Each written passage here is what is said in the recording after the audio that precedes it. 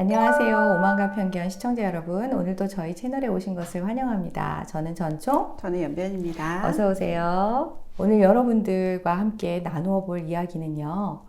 최근에 이제 독일에서 시행되기 시작한 법률에 대한 이야기예요.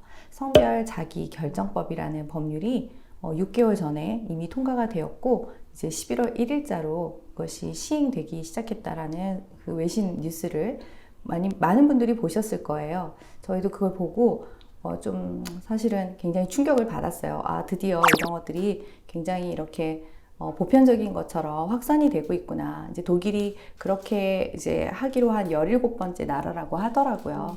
그래서 참 이런 부분에 대해서 우리가 여러 번 얘기를 했지만 또 아무리 또 강조하고 또 고민해 봐도 여러분들과 나눌 이야기들이 많을 것 같아서 한번 이 주제를 가지고 이야기하려고 합니다. 연 변호사님 어떠셨어요? 그 소식을 접하고서 변호사로서 이제 물론 이제 독일에 이미 차별금지법, 평등법 이런 것들이 통과가 돼서 얼마 전에도 실제로 있었던 일인데 하원 의원 중에 이제 한 명이 남성에서 여성으로 성전환을 했는데 그 사람을 호칭할 때 미스터라는 존칭을 써가지고 굉장히 많은 한 1,000만 원 넘는 그런 벌금을 받았더라고요. 실형을. 예, 이런 것에 대해서 어떻게 보세요? 제가 충격을 받았던 대목이 네. 일반인들하고 약간 다른 대목이라고 봅니다. 네. 뉴스가 6개월 전에도 많이 나왔습니다. 이 법이 통과되었을 때도 뉴스가 많이 나왔는데 남의 나라 법이 시행된다고 또 이렇게 뉴스가 많이 나오는 것을 보면서 그게 좀 충격이었어요. 그러니까 법이 통과될 때 혹은 시행될 때 둘 중에 하나 이제 놀라워하면서 그리고 이제 유럽의 여러 나라가 있지만 독일은 약간 우리나라에서 많이 이제 참조하기도 하는 모델이라서 그렇긴 한데 이렇게 많은 뉴스로 센세이션을 일으킨다는 것 자체가 놀라웠고요. 그리고 그 법에 나와 있는 개정 절차 같은 걸 보면 마치 이름 개명하듯이 성별을 정정할 수 있다는 것이 사람들의 인식 사이에 이 생물학적 기준이라는 게 점점 의미가 없어지는 것에 대해서 좀 충격을 받기는 했습니다. 네, 이게 이제 완전히 성별이 해체되는 거잖아요. 이게 보니까 저는 좀 상당히 재밌게 본 게 이제 변호사님은 이제 법률의 이제 통과와 또 시행 이런 부분들이 이제 변호사로서 되게 좀 특별하게 거기에 관심 있게 보셨을 텐데 저는 또 어떤 부분이 이렇게 눈에 띄었냐면 이게 1년에 한 번 이상은 할 수가 없더라고요. 그리고 성별 정정을 이제 등기소에 이제 관할 지역, 내가 살고 있는 지역의 관할 등기소에다가 이제 신청을 하면 그 과정이 한 3개월 정도 걸린대요. 그래서 1년 안에는 이걸 또 한 번 할 수는 없는데 그 이후에는 또 바꿀 수가 있는 거예요. 그러니까 내가 올해는 남성이었다가 내년에는 여성이 될 수도 있고 그리고 이제 4개의 성별 중에 하나, 네 가지 중에 하나를 고르게 되어 있더라고요. 남성, 여성, 그 다음에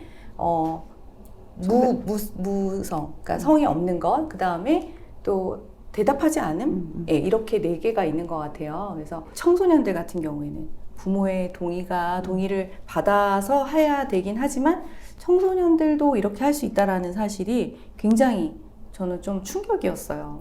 저는 좀 재밌는 생각이 들었어요. 그래요? 우리 여성 할당제 있잖아요. 네네. 왜 저기 국회의원만 하더라도 여성을 많이 지역 비례에서는 여성 수 할당도 있고 뭐 각 위원회도 있잖아요. 여성으로 성별 정정해가지고 그렇죠. 이게 비율 맞춰가지고 통과하고 1년 후에 남성으로 성별 전환하면 어떨까요?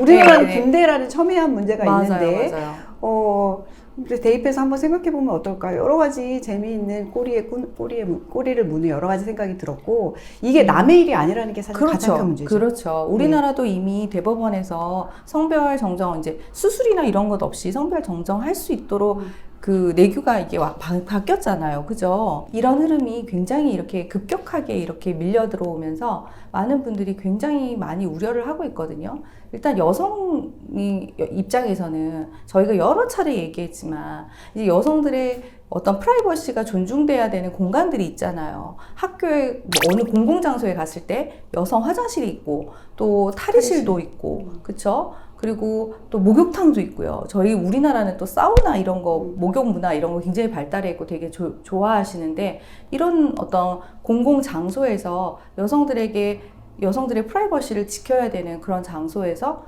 이게 성별 정정이 뭐 수술이나 어떤 다른 여타 이 사람이 뭐 증명 없이 그냥 법원의 허가만으로, 등기소의 허가만으로 바뀐다 그랬을 때는 이게 너무 진짜 상상하기도 싫어요. 상상하기도. 그렇지 않아요? 연 변호사님 딸 키우잖아요. 저도 딸이 있는데 진짜 우리 딸이 그런 세상에 살다고 생각하면 정말 너무 끔찍하거든요. 목욕탕은 없어지겠죠. 아, 목욕탕. 목욕탕은 어쩌죠? 사실은 예전에는 뭐 로마에도 뭐 목욕탕이 있었다고 네. 하는데 그런 문화가 서양에는 없잖아요. 네. 사실 따뜻함과 개인주의는 저는 병행할 수 없다고 생각합니다. 제가 사실 집에서 아이들한테 많이 하는 건데 네. 엄마의 따뜻함을 느끼면서 너는 개인적으로 개인적이고 독립적이고 싶어? 불가능해. 나도 개인주의가 좋아 라고 얘기를 하는데 우리 사회가 지금 이 두 개가 강력하게 부딪히고 있고 차별금지법이나 이런 성별 정정의 자유도 딱 이 대목이거든요. 네. 우리가 커뮤니티를 만들고 조성하고 같이 대화를 나누고 이게 더욱 깊어지려면 서로 가지는 유대나 동질성이나 이런 것들이 확인이 되어지는 네. 과정이 필요한데 이런 것들에 대해서 나는 말하고 싶지 않아. 나는 무성이야 라고 하면서 감정적인 교류는 깊어지기 어렵죠. 네. 그거를 우리가 받아들여야만 해요. 네, 그러니까 이 추세대로 계속 간다면 우리 아이들이 성인이 됐을 때는 목욕탕 문화는 없어지겠죠. 네, 아이들이 아쉬워하겠네요. 아니, 근데 이건 정말 그래요. 목욕탕은 우리가 안 가고 살 수도 있다고 생각해요. 뭐 목욕 시설이 다 집에서도 할 만큼 좋아졌으니까. 근데 이제 제가 정말 조금 약간 이거는 분노를 느끼는 부분인데 어떤 부분이냐면 이거 계속 이제 스포츠계에서도 계속 문제가 되었었잖아요. 얼마 전에 이제 파리 올림픽에서도 복싱 경기에서 그런 사건이 일어났잖아요. 그런 것처럼 그리고 미국에서 이제 일어났던 전미 그 수영 선수권 대회에서 리아 토마스라는 선수가 그 트랜스젠더로 이제 여성이 되어서 출전해가지고 아주 그 남성일 때는 별로 성적이 그렇게 좋지 않았던 그냥 평범한 선수였는데 여성으로 가서 완전히 다 전 미국의 이 정말 그 선수권 대회를 우승을 하고 휩쓸고 다니고 이런 걸 보면서 그러면 여성에게 주어졌던 이 기회들 이게 완전히 박탈당하는 거고 여성에게는 공정한 경기를 할 수 있는 기회조차 없다라는 측면에서 여성에 대한 심각한 차별적 행위가 아닌가 이런 생각이 들어요. 그러니까 자유와 평등이라는 것이 이제 균형추를 잘 잡는 것이 매우 중요하잖아요. 그렇죠. 근데 평등이 강조되면 자유의 영역은 축소될 수밖에 없기 때문에 그것을 기쁨으로 감당하는 하겠다는 기꺼이 감당하겠다. 네, 기꺼이 감당하려는 움직임의 일환입니다. 이것은. 네. 네, 그래서 그러면 여성들이 여성으로서 누려왔던 남성에 비해서 상대적으로 누려왔던 나의 어떤 바운더리나 포지션이 있다고 하면 그것을 더 소수자에게 기꺼이 내어주겠다라는 약속인 거죠. 그게 이제 페미니스트들의 주장인 거잖아요. 그렇죠? 우리가 여태까지 사회적으로 역사적으로 남성에 비해서 차별적인 대우를 받아왔다. 그러니까 우리가 여권을 하기 위한 투쟁을 이렇게 했는데 이 성소수자들을 보니까 뭐 그들이 저는 소수자라고 부르는 거, 약자라고 부르는 거에 동의하지 않지만 그 사람들을 보니까 그 사람들도 사회적으로 여성과 같이 뭔가 차별적인 대우를 받아온 것 같아. 그러니까 내가 너희들을 지지해주고 너희들이 평등한 세상에 살 수 있도록 우리가 힘을 합쳐서 싸워줄게, 같이 싸울게 라고 했던 게 여태까지 이제 있었던 페미니즘에서 이어지는 이제 이 젠더 운동인 거잖아요. 맞아요. 예. 바로 이 대목입니다. 그래서 예. 우리가 조금이라도 니네보다 더 가진 게 있었다면 우리의 피해만 보고 너희의 피해는 못 봤구나. 우리의 영역을 좀 더 내어줄게. 그 대신 여기 가서 공격해줄게. 그런 건데. 근데 이게 이제 여성의 고유성을 상실하게 만드는 것을 알고 계시는지. 예. 그러니까요. 진짜 왜냐하면 이게 너무 모순이잖아요. 사실은 내가 여태까지 우리가 여성의 권리든 어쨌든 여성의 그 여러 가지 공정한 기회든 이것들을 획득하기 위해서 사회적으로 획득하기 위해서 정말 열심히 싸워왔고 노력을 기울여 와서 정말 우리나라도 전 세계 10대 안에 들은 성평등 국가가 됐는데 이제 이거를 받아들임으로 인해서 역으로 여성들의 자리는 자꾸 줄어들고 그 자리를 이제 트랜스젠더한 사람들이 그 자리에 오도록 돕겠다는 건데 그러면 생물학적인 여성들은 정말 그야말로 소수자가 돼버리는 거거든요. 그 약자가 이제 되는 거잖아요. 그분들이 얘기하는 이제 시스젠더, 그쵸. 이제 성물학적 성과 사회적 성이 일치하는 일치하는 사람들이 사람들? 점점점 설자리가 좁아질 수밖에 없는 그런 거죠. 거죠. 특히 예. 이제 시스젠더가 남성인 분들은 정말 설자리가 없어지는 그렇죠. 거죠, 점점. 네. 예, 이게 이제 미국에서 일어난 PC주의의 대립의 딱 그 구조인 것인데,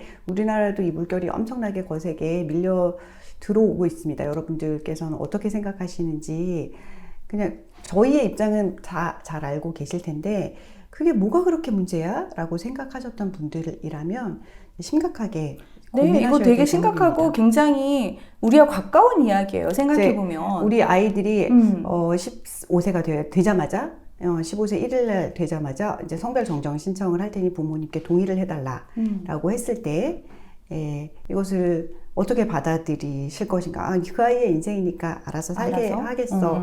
이런 분들이 물론 계시겠죠. 그러면 이제까지 우리 딸과의 14년간의 추억은 주마등처럼 흘려보내고 접어두는 거죠. 상자에 넣어두고 이제 아들로 키워야 되는 거죠. 네, 우리 아이가 레이스를 너무 사랑했던 그 시기, 핑크색만 좋아했던 그 시기가 이제 과거의 역사의 한 켠이 되는 그 시점이 저 여러분들은 괜찮으신지 여쭤보고 싶습니다. 네.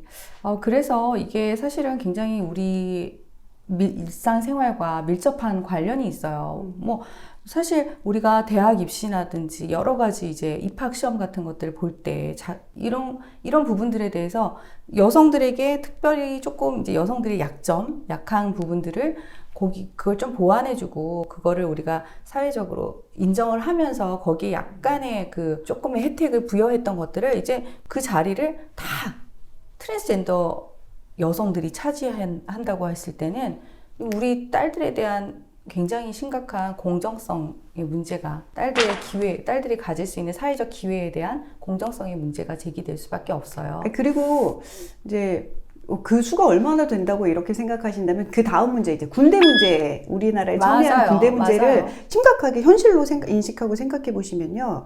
이제 전에도 저희가 방송을 찍었지만 우리나라 국민의 수 자체가 줄어서 여성의 징집 문제를 논의해야 되는 이 시점에 그렇죠.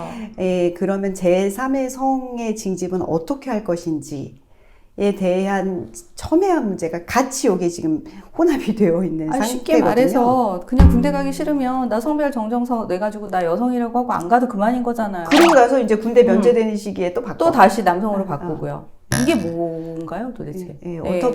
어떻게 하면 좋을지. 그거는 누군가 사회의 다른 사람이 해결해 주는 것이 아닌데, 지금은 이제 우리나라 그 지식 수준도 다 높아졌기 때문에 전체적인 국민의 의중을 물어가면서 정치와 사회의 경제가 이루어져 가고 있는 시대잖아요. 그렇기 때문에 우리 한 명 한 명의 인식이 이 사회를 바꾸어 나간다는 인식으로 그걸 어떻게 해결하면 좋지?를 생각해 보셔야 될 것 같아요. 저는 뭐 사회의 모든 흐름이 바뀐다 하더라도 전 세계의 흐름이 바뀐다 하더라도 우리나라는 특별히 군대 문제가 있기 때문에 이게 쉽지 않아야 한다고 생각하고 있고, 정말. 특히 지금 K문화, K컬처 광풍이 부는 이유 중에 하나가 우리나라의 그 따스함 때문이거든요. 근데 이런 것을 자꾸 포기하고 내려놓고 외면하는 개인주의에만 우리 사회의 모든 물결을 맞춘다 그러면 이 K컬처의 장점은 오히려 계속 사그라들고 들어가는 것이 아닐까 하는 생각을 같이 좀 얹혀봅니다. 어쨌든 독일에서 이번에 이 성별 자기 결정법이 통과되고 나서 독일에 살고 있는 독일 여성분들이 이것에 국제적인 도움을 청하고 있어요. 이건 여성들에 대한 심각한 위협이다. 그렇기 때문에 여성들이 글로벌하게 전 세계 여성들이 연대해서 뭔가 싸워야 된다라는 움직임이 있거든요. 그래서 그런 이제 움직임에도 여러분들이 동참해 주시고 저희도 빨리 들어가서 서한을 쓰든 서명을 하든 해야 될 것 같습니다. 네, 지금까지 오만과 편견 시청해 주신 여러분 감사합니다.